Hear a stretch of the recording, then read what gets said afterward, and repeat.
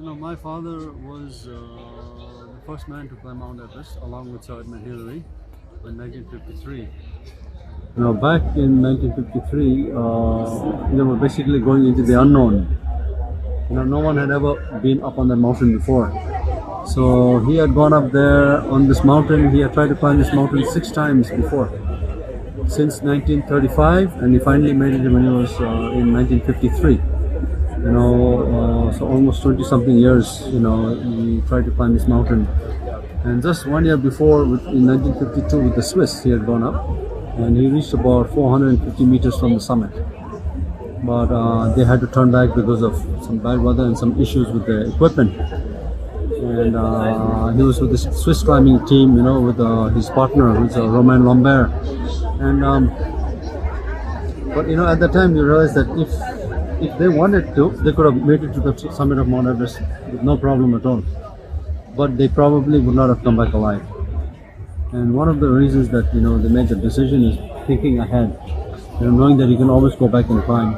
And I think that's a very good lesson that people need to learn today. In today's world, people just go and push the luck, and without thinking, and then you start having problems. So it should be a good lesson for everyone that to always come back and regroup and become stronger, and then conquer your mountain. So can you tell us about the book about your father you authored? My book title is Touching My Father's Soul. I wrote this in 2001. It is basically about my journey on on my climb of Mount Everest.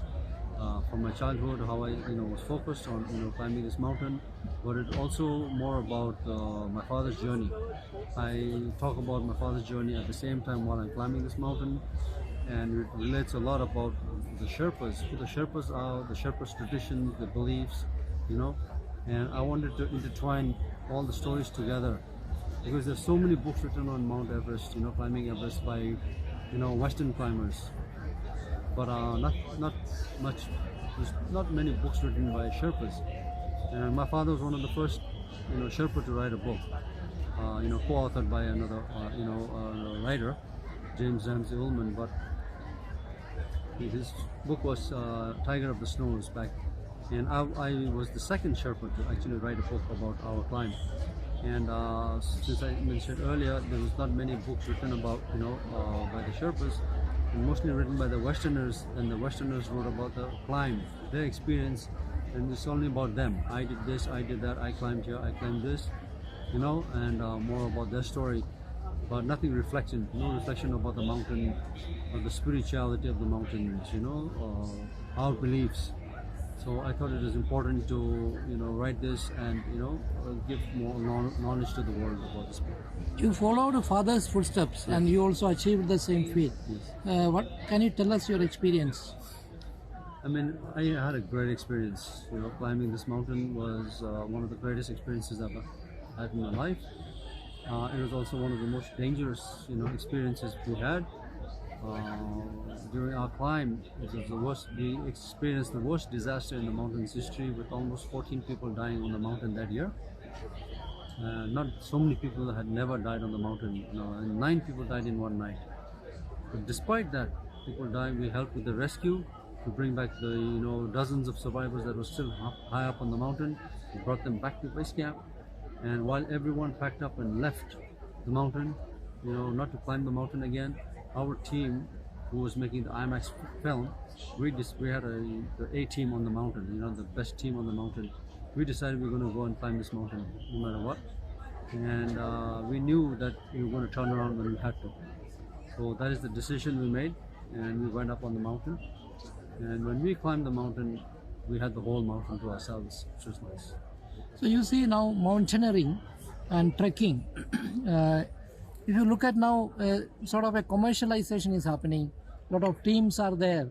And then, do you think that you said about the spirituality of climbing, and you have to be sensitive to the climatic condition, and also the government promoting helicopter tourism? So how do you look into this? I think commercialization of mountaineering is not good.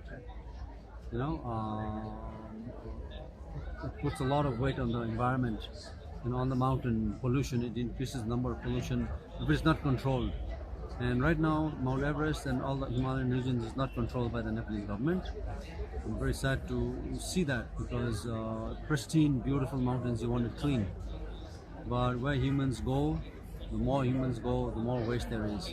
Not only garbage, that is left up there. We have issues with human waste. Now there are thousands of people go. That's a big problem. So I certainly hope that the Nepalese government will, look into some solution to solve this problem of overcrowding of mountainous regions, all over the Himalayas. So what will be your suggestion to the beginners who wanted to climb the hills, the mountains? I think my suggestion to anyone who wants to go and climb mountains or start trekking, is I give you a thumbs up. If you're even thinking about it, I give you a thumbs up. Go ahead and do it. It's a very good thought. But start slow. Start training at home. Instead of taking a car somewhere, walk. Instead of taking a lift, take the stairs and exercise. Just think more about your physical health, physical activities, increase your physical activities and your fitness level. And then start approaching and start doing smaller climbs, smaller treks around your neighborhood. If you live in Shillong, go explore the caves and the beautiful hills over here. Do some walks and start that way. And slowly you work your way up. Okay, you can also tell us something about the initiative, Shillong Literary Festival. How do you look at it? Well, I think this is a great initiative by the tourism, ministry of Shillong on Meghalaya, and Literary Fest. This is, I believe, the fifth, and it's fifth year, and this is my first time here. We have lots of great authors, filmmakers that are participating. And I think it is a privilege for the people of Shillong, people of Meghalaya to come and attend these festivals, because you will not get opportunities to meet and hear, such great writers. You can also give your advice to travel writers, travel writers and people who write about their experience like you have done. What is your advice? Right. You travel, you write. I think when you write, you should write more about your experience with the culture and the people. Let the world know who the people are, not only about the trails and the views, but write about your experience with the native people. I think that's more important to give exposure to. Thank you so much. Okay, thank you.